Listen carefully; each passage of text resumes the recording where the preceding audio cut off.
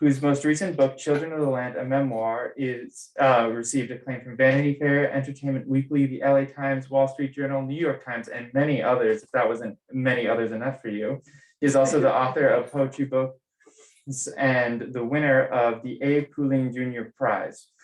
Please welcome Marcelo Hernandez Castillo.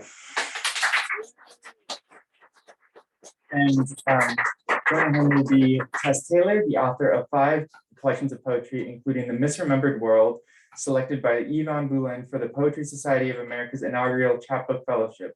The Forge House, called Stunning by the San Francisco Chronicle. Please welcome Tess Taylor. All right. Can everybody hear me? Is it coming from both mics? No, just this one. This is my first in-person event.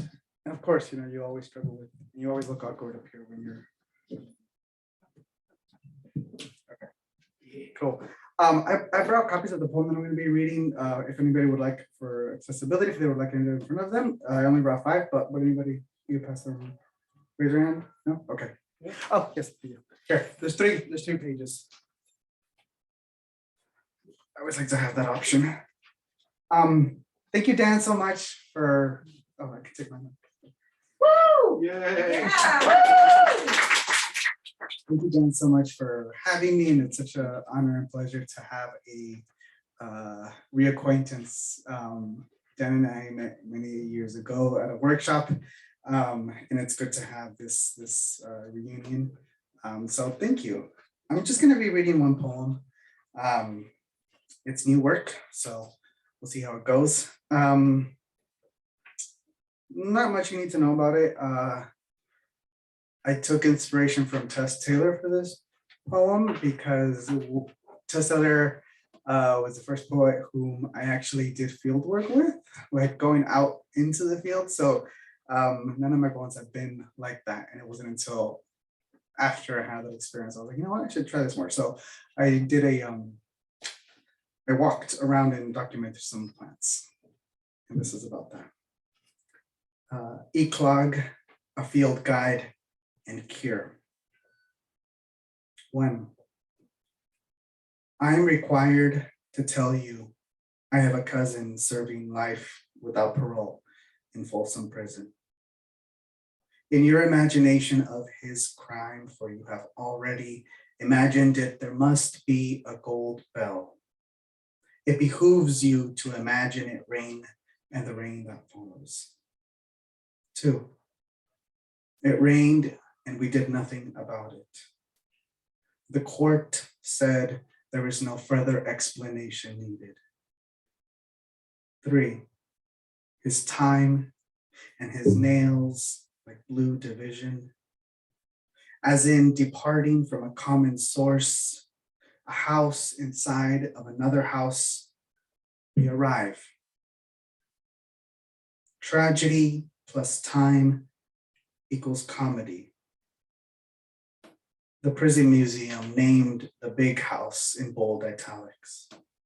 4, my brother remodeled the prison kitchen, pots as big as a bath bolted to the floor, biggest he'd ever seen, ungodly heavy. I went to school where the football stadium was also called the big house and where people screamed and screamed. Comedy minus time equals tragedy. 5, there is shame here, but not how you imagine it. Black sunflower seeds evenly placed on a table, the sound of them opening and closing. Shame minus comedy equals time. 6, walking a circle around Folsom Prison, 7 miles. My job, for it is a job, is to document plants and log their curative properties. Sweet fennel, black locusts, yerba santa, doveweed, chaparral broom, eastern redbud, and sweet gum. A schemata, maps minus borders equals debt. What could they have healed for whom there is no healing? 7. Unlike those I saw on the trail, how ungodly large and heavy the redbud and dogwood were in biblical times.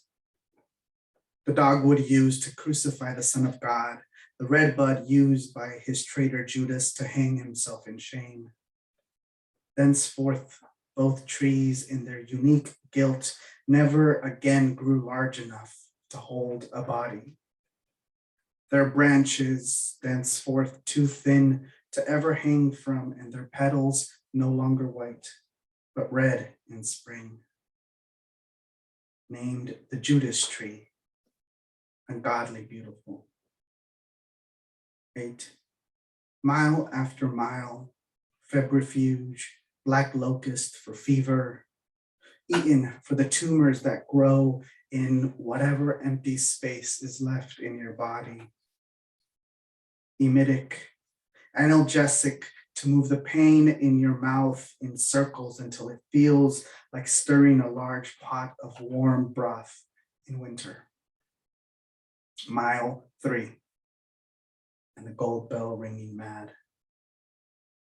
Wealth plus comedy is greater than or equal to madness. You are lovely in the eyes of the state. 9. Oh, I guess I mentioned this, but it's a trail. It's called the Johnny Cash Trail that goes around Folsom Prison. And this is where I'm walking. Gumbush, California, Yerba Santa, the lips of the hanged Judas, unable to defile with a kiss the most holy. A tincture and tea from the bark to stimulate the respiratory system, treats chronic asthma, not just for a poem person, but a person. Breath minus time is greater than tragedy. 10. Henceforth, my job is to imagine a crime absolved by the oils of sweet gum, emmenagogue, carminative, anointed, the hummingbird no longer turning its head in deference of madness. The court recommends an explanation. So be it. The manicured trail named after Johnny Cash's famous visit has polite cyclists on expensive bikes and public art. A cold infusion for the common flu and congestion. Mile after ungodly mile. White flowers, red flowers, some kind of peppermint. Consumptive weed ingested to terminate pregnancy. The irony of its feathery seeds used to stuff baby toys. Henceforth, each mile through the town's center, prison aesthetic, bridges designed with decorative guard towers, rusted grates, and hedge walls lined with the same quarried stones used to build the prison. A rustic panopticon chic, galactagogue, carminative. 11. Tragedy plus repetition is greater than permanence over tragedy. 12. Biggest pots I'd ever seen. Of course, these plants, wildly capable, febrifuge, analgesic, and their scent of almonds. Dear cousin, this is the closest I can and have ever come. 13.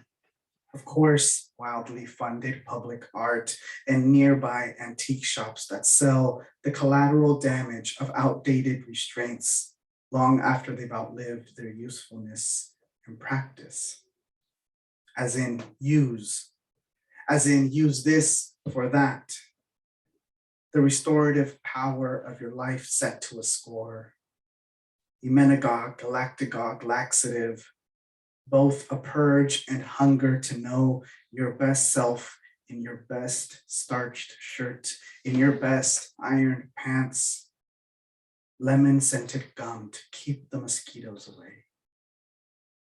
More shiny bicycle thank yous, emollient, as an atoned self-portrait of the landscape.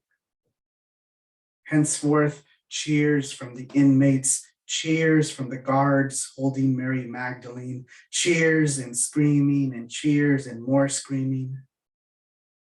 Unknown variable plus or minus beauty, standard deviation plus or minus 2. 14. And there's the last section. Even though Folsom Lake has dried up, the beachside homes have firmly maintained their value. More cheers, more lemon-scented gum, the blood and blood you gave, which made way for a bewildering path I could never follow. The last adjacent mile to you, the last bird thrumming like a nervous finger. More cheers, deranged by the absence of cardinal points, the sun being the only north, south, west, and east. Henceforth, the useless instruments in the stamens to loosen and lose direction on good white legal paper. Febrifuge, antispasmodic, dear cousin, dear son, idle brother, your blue opera swimming downriver, your greatest good of the bronze redemption. I document the oldest tree in existence. I run into a bellflower. I run into a field in clamor of bells.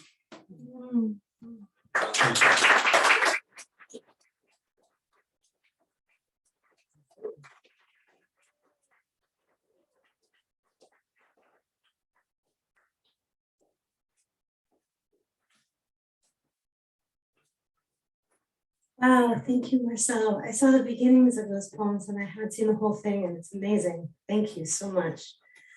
On the way here, this is also like, I had 2 books come out in February and April 2020, and I am reading them to audiences for the first time in person. And I just want to say, like, I love that you breathe. Please, like, I love that you wiggle in your seats. I love that you cough. I love that you know, it's amazing. Thank you so much for being here. And what a joy, what a joy. And also a joy because Marcelo is a dear friend and Dan is a dear friend to celebrate these books together. Dan's book is really special and a long time in the making. I wanted to read from this book that is called Last West, Road Songs for Dorothea Lange. And it started when I remembered the work of Dorothea Lange as a young mother walking around El Cerrito, just circling my own block and thinking, what could be interesting here? And then I learned that Dorothea Lange had photographed my neighborhood in the 1930s and 40s. And I went to the Oakland Museum and read her notebooks. And I decided to go all the places in California that she went. And I wrote letters back to her from the present. So those of you that might not remember, she's the San Francisco and Berkeley photographer who made that picture Migrant Mother that kind of galvanized change during the Great Depression and was an empathetic photographer across many lines of people in shelterlessness and migrancy. And Marcelo and I went on the road a little bit together, and when he was part of that journey. I'm not going to read the part that he's in this book. I'm not going to read the part that he's in, but because it's also about it's a long section, and I think I'll just read from a different place. So the first part that you're going to hear is mostly Dorothea Lange's notebooks from 1935, and then there's a second short lyric poem by me. So if you can imagine, if it's a play, Lange is talking and then the poet is talking. Imperial Valley, 1935 and more. Road Songs, her 1935 notebook. Coachella, Calpatria, Neyland, Holtville, Calexico, El Centro, Brawley, back up 99, Edison, Tulare, Turlock, Modesto, Wesley, La Loma, Marysville. Her scrawl, date palms near Mecca, a desert method. 1935 single man. You can't find any decent place unless you pay good money. What difference, what country, what state, what agency?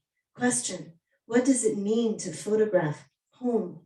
1935, families of squatters along a side road all have house cars, get water at service station, crops, lettuces, melons, carrots, peas, cantaloupe, potato, apricots, peaches, berries, alfalfa, beans, cherries, sugar beets.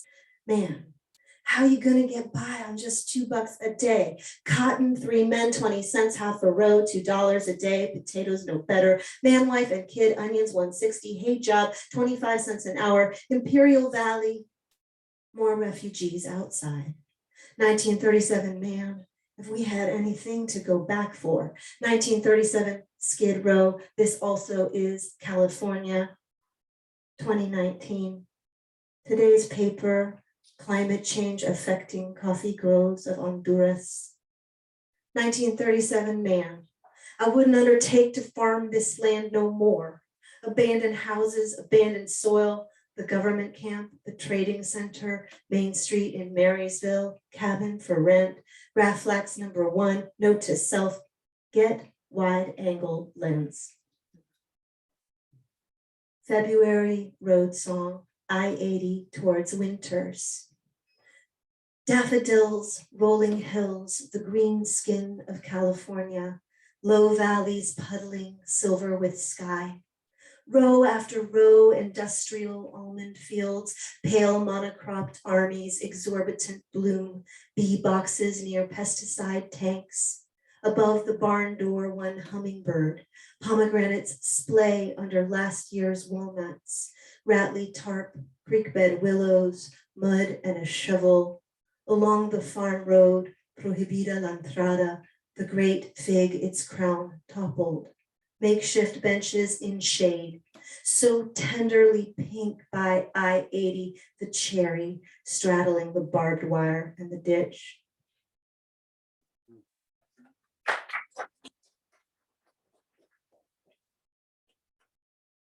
So I guess Dorothea Lange gave me permission to write poems about California and about El Cerrito, which is the sort of formerly working class, more less working class now, but not very beautiful in some ways, suburb where I grew up. It has 2 BART stations, one of them's called Plaza and the other one's called Del Norte. This book is called Rift Zone. A rift zone is a real thing. It's the tear that happens when the earth opens up between the continental plates. And we probably all, in one way or another, live on one. So it's a destructive and generative space of that new earth that we, it's the fault line. We live on it. Del Norte. But we San Francisco people get this, right? I have to give that lecture in Boston. Del Norte. San Pablo, old trade route widens there, peppered by pupusa stands. Passes the crumbling mission in the corner where Dante, who my sister loved, was shot. Blackberries choke the bike path, schoolboys squall like gulls or pigeons. I rode the BART train with my Latin book. Iodele played college football, but what became of Manon Bigby, Noah Zolith, Levy, Katie Bolton, Schmuckler? The old school crumbled in a landslide. We disappeared into our overpriced adulthood. The BART train hurtles past raw schist and scar. Stucco blocks repeat themselves in sameness. In the corner of my eye, another strip mall, my mall, the one I grew up near. So I'm going to read 2 more poems. One is long, and I'm reading it because Dan really wanted me to read it. And it's for those of us that are long timers in California and have seen these changes of this global economy of the internet come through. But remember the kind of a little bit more ragtag Bay Area from just a little bit before. This one is called Berkeley in the 90s. Too late for hippie heyday and too young to be hipsters, we wandered creeksides and used bookstores. There were still so many movie theaters. Our parents marched against the many wars and fed us carob chips. We foraged in free boxes for old rap skirts, but had absorbed consumerist desire and also longed for new J. Crew. There was no internet yet, and so we listened to Steve Miller Band on repeat and cut geometry to skinny dip in the Essex Street hot tub.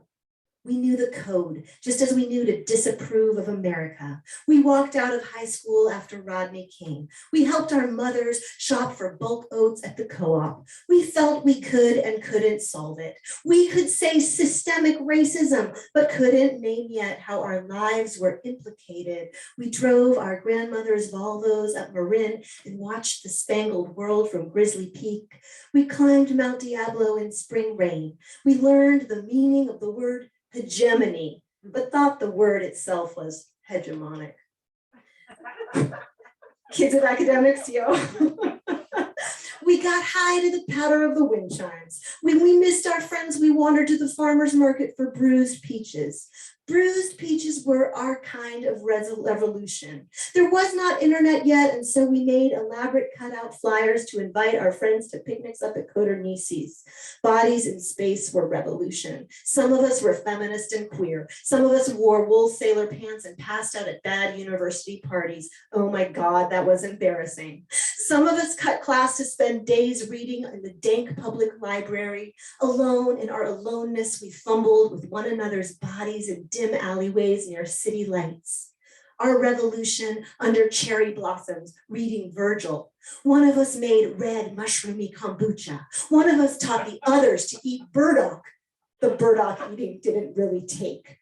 Some days we paid the toll for people behind us in the Richmond-San Rafael Bridge. At Steep Ravine, howled Whitman at the sea. Most days we were a crumbling outpost. Nearby, the street pitcher Paul of the Pillar spoke in helter-skelter baritones from liberated air on the Cal campus. We too believed in liberated air, and some nights bought Paul sausages at Top Dog. Under the campanile, we discussed how Ginsburg was a sellout now because he posed for Gap ads in wide-legged chinos.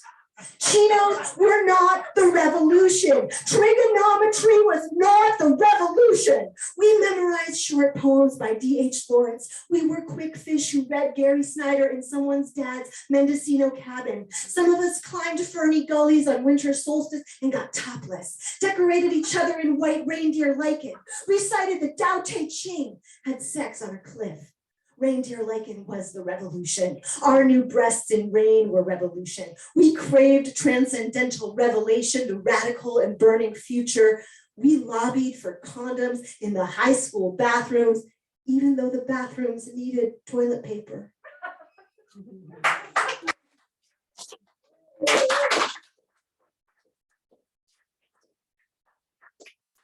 Some of you were there. Some of you know what I'm talking about. Dan, thank you for making me read that poem. It's really fun to read. I just thought I'd leave with one last poem for this lovely, crazy, fractured, paradoxical city, San Francisco. And it just starts with a fact that's for reals, documentary, as it were, that under the main Market Street, if you dig the lot, sometimes you find the bones of gold rush ships. And what would happen is that people would come and be so excited to get rich that they would abandon the ships. And then other people turned it into a real estate proposition where they would claim the ships and then do infill around them. And then it would be a land claim. They would make a water claim, and their commitment was to fill in the ship area so that we sort of just, that watery place became land, and then they could own the land. And oh my God, you stole a ship, filled in a piece of land, and then you got Market Street. That's crazy. Anyway. So when they go to build Twitter, they dig up the gold rush. We're just perched on the gold rush, really, and the timbers are right under the soil. Envoy, San Francisco. A number of the ships, wharves, and other infrastructure of San Francisco's gold rush waterfront lie buried beneath the streets and sidewalks. Gold Rush Port, the maritime archaeology of San Francisco's waterfront. Thank you all again for being here. I'm so excited that Dan is going to read next. So fun to be with you this evening. City of shipwrecks, city of water, sandhills where mountain lions prowled above windjammers, city whose first Anglo historians proclaimed themselves to be the only modern progress and promised to sweep away forerunners who wanted to bind the world's many peoples and with their new port do to China what the British had done with India, but sooner. City of gold rush and bust and boom, city of mudflat, of private wharves, buildings to ships, ships into buildings, forest to everything. City of old growth and redwood pilings, city of whores and Mackinaw blankets, of Irish whiskey and fireproof paint, of schooners abandoned for gold fields, the Niantic, the Apollo, the General Harrison. City whose abandoned ships became floating opium dens next to floating prisons. City of otter pelts and shovel salesmen whose white settlers funded their own micro-genocides. City of quick fires and tallow and opium, of myrrh eggs stolen off the fair lawns. City of landfill and movable real estate, where right now a woman in underwear howls in the street and a barefoot teenager scratches his sores and an addict begged the last of my rice just outside this room where I am writing. City of fault line, city of water, as much as of anywhere. I am of you. Thank you.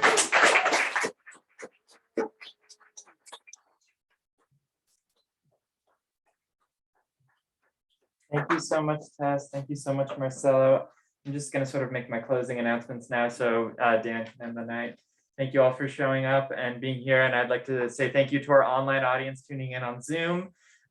We have all the authors that have read tonight's books available to view at the back desk. And if you'd like to support them, my coworkers up front can ring you out.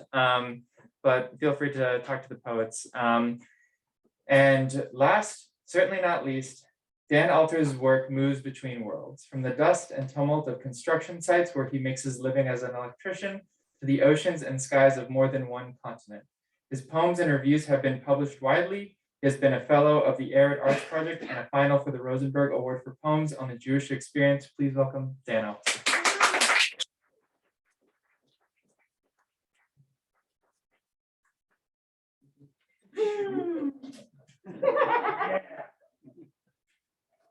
How long have we been waiting for that moment? Woo! Hi, thank you so much for coming. It's really,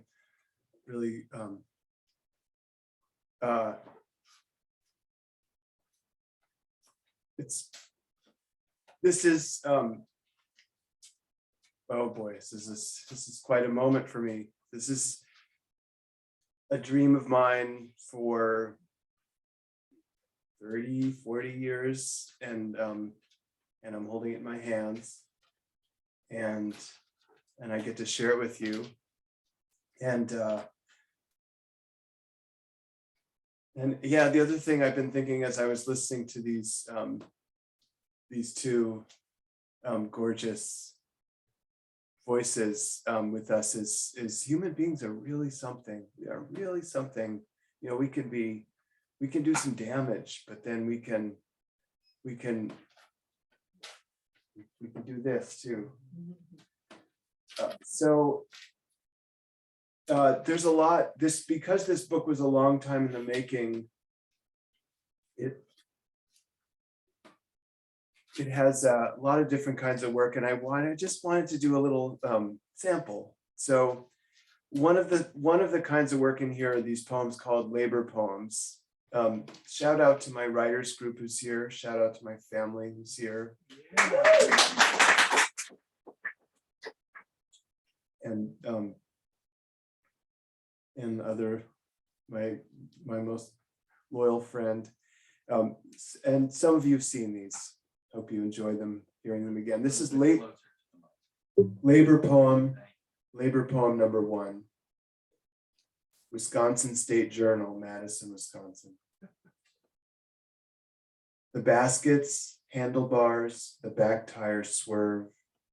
Light snow over in the dark. The back tire over the light, the load. And a little after 5 a.m., the heavy baskets hill. All my trouble rolled down. Cold fingers, the paper load. Gloves only partly. The rolled and the rolled. Taped handlebars, apartment dark rose.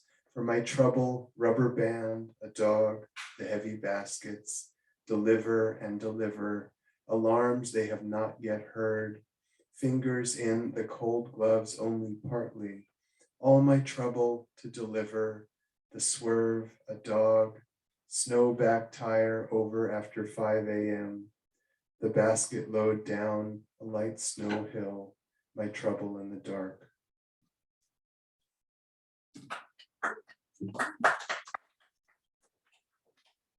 Thank you. I realize I have to get my glasses out. Shout out to anyone else who ever had a paper route. That was some desolate work. Yeah. Okay. This is a poem that I wanted to speak a little bit to Tess's magnificent greatest minds of her generation piece. Anyway, there's in my mind, it's in conversation. It's called Ode to the Idea of France. Because life is too filled with failures, shins banged, shoes that no sooner home from the store don't fit.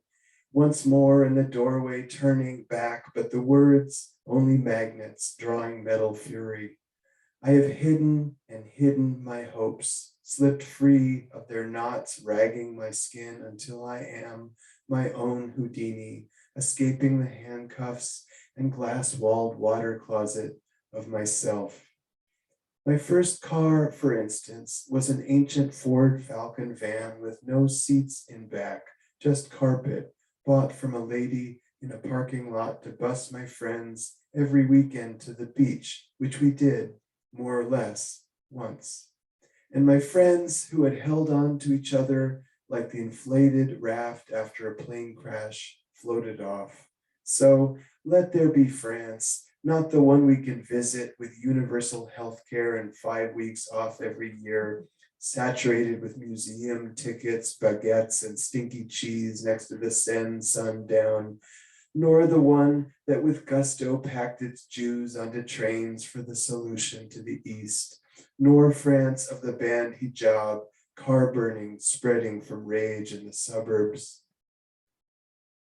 But a someday France across the unsullied water where the Paris Commune sheds its light into history, where the evening mist is tender on country fields and pizzicato continues an orchestra into the gentle summer dark. A France of sensible little cars, but still enough headroom, of movies about people like us stumbling back towards happiness. France of bison and ochre motion on cave walls at the end of the last ice age, where I can drop the recent centuries to the floor like my shirt can undo the zip ties of our suffering and make up right then. This is not, I know, convincing. The Antarctic ice sheets really are dissolving. Oh, my friends, demoralized, medicated and spread everywhere like margarine. Like you, I do not know what to do.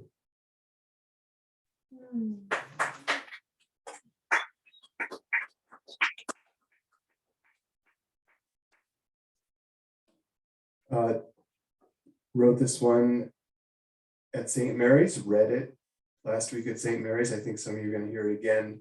This is also been very sweet to hear both of you as fellow California poets writing about this place that and here's me in California, in the Berkeley Hills. Hills and Bay through a Viewmaster, circa 1969. My father was driving a truck full of paragraphs in their boxes, elegant. Mom came back from long walks in a cemetery no one else could see. The swimming pool we filled with pain, it rippled. On the spiral staircase of our DNA, the whole family halted before the panoramic plunge of hillside to bayshore, crawl of Antmobiles. Our cats lurked around, developing their wordless vendettas. I mistook My sister, for one, as she stalked me in the dark. Through walls, you could hear feral music. In the fog's bleed off, whistling, my father left chapters at a closed door. Mom, over burners, opened her mouth, but only graveyard came out. Miracles of birth having given way to a light drizzle for decades. Mathematics unraveled in the cheatgrass, 2 + 2 in reverse. Heroes like smoke rings. In her despair, we went into the sunny coastal afternoon to see through chlorine how long could we hold our breath. How y'all doing?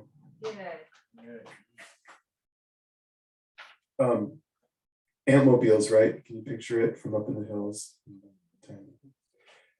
So this is a poem. I want to read one poem from my next book, in my the manuscript I'm looking for, shopping out now. But I want to read it because I thought I'm wanting to acknowledge the land that we're on and do it with a poem. So that's what this is. Because my father got a better job. That's the title. Because my father got a better job 100 and some years after men, as if there were not words for each of its mosses, had gutted the forest of coastal oak and ballooned their 1 or 2 stories across the plain. We arrived in the tide of west moving vans to leafy streets named for Caesars of parcels, a newspaper baron, a bear stirring only on nylon. The weather was so gentle, all morning fog hung around like ghost friends who would in a whisper sing along after their fog dinner parties. The highway was like a young, confident president, and there was a richer blend of coffee to nurse on the corner of Oxford and Vine when my always looking up father brought us to Berkeley's stucco slopes. It seemed like a perfect idea. Who knew the concrete footings we asked a bank for were poured on top of dances?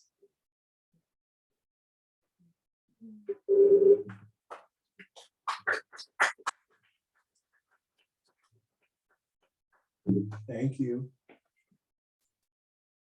And maybe I'll just say it straight to it. I'm acknowledging the is it East John Ohlone people, whose land we are. Okay. Page 59. So Bob Marley, right before he died, I think he was only 33 or something like that, released an album, Uprising. It's a great album, and it meant a lot to my friends and I in that year, which I think was 1981. And this is from a series of poems called Ode to Uprising. And this is also, well, all right, that's enough introduction. Could You Be Loved is the name of the song from the album. Ode to Uprising, track 6. Back home, each of us the last one left at the flecked Formica table. Our mothers tried to serve us something we would like, but we had put on headphones. Say something, Bob, and the hit single keeps turning to plead or order an unnamed someone to answer back. That made sense for us. Our mothers waited in the dark, called through the screen door, the smell of smoke. Their marriages over, we had already passed through them. Afternoons, unhappy, in sweatsuit, I circled a short blonde among others, working with pom-poms while I ran, never learning her name. Could you be, my mother all evening at her desk, your mother's voice, a door slamming, lipstick applied over the bitterness. The women who kept fridge stocked for us were for us wilted. We were always not calling, looking off into lighter flamed stadium or the humming tubes of Greyhound terminal while they waited, their bedside lamps still lit on piles of books titled Passages and Women Who Love Too Much.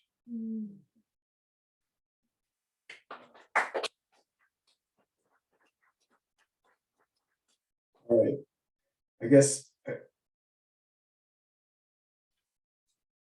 I'll go to a poem for my brother. I haven't gotten a chance to read this one lately. Your room. Then you were dating Neil Young's daughter, which she turned out not to be. True story.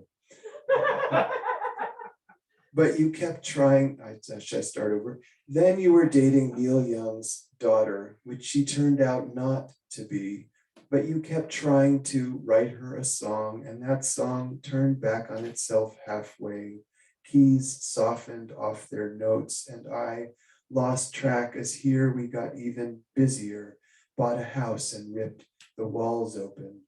On my playlist, Neil will always rise and dip with the pedal steel swells, tires rolling through a long, dark Albuquerque high, that molasses sadness, the harmonicas high, slurred crying, and we don't even like to get high, but would be so happy to lean into those chords.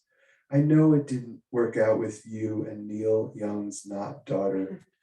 She needed more pursuit than your second guessing would allow, which leaves your Brooklyn cereal bowl and keyboard room too small. Not that I am romance's prime instance. Still, I want you to reach the end of your day with someone kind near. Neil, like our sister, has seizures, so he's seen the same cleaved absenting of time, but from the inside, bright broken lines. Not to say her mind's trapdooring dented your world the same as mine, a hole where those closest to me fall, but that if I could build a house like a house was meant, I'd make a room where your songs are framed right into the walls and us there singing. Okay, and one more. Close it out. I guess I'll just say one more time, thank you for coming. I think a bunch of people drove across at least one bridge. Let's say a show of hands. Did you cross a bridge to get here? Yeah. It's a bridge kind of place. So yeah, thanks again for doing it. It is really sweet to be in a room together. Okay, this is called Silences of Isaac. And it's written for the poetry nerds among us. It is written in a sort of a morphing off of a ghazal form. So, okay, Silences of Isaac. And how am I, after all these years, a father when I wake up? Rain not falling, pollen drifts the city, settling over what I can't say. A bus sighs past. The clematis has climbed my neighbor's roof all night. Its silence reminds me of calling all morning but can't get through. The strategies of ants too come down to this way one continues within the many, and I got up early enough to still not say it. Humans squandered in increments of stop and go, mold whitens, shrivels leaves of what is that tree called, each suspended as daylight arrives. What could Isaac say after the machine of that story used him? Some silence is not God, it's just being locked up in your head. Before dawn, our ancestors are already working. In that version, Ishmael, this one, Isaac. Either way, a shrug, stone-colored footsteps, the sun coming up. Thanks again. Thanks, Tess. Thank you, Marcelo.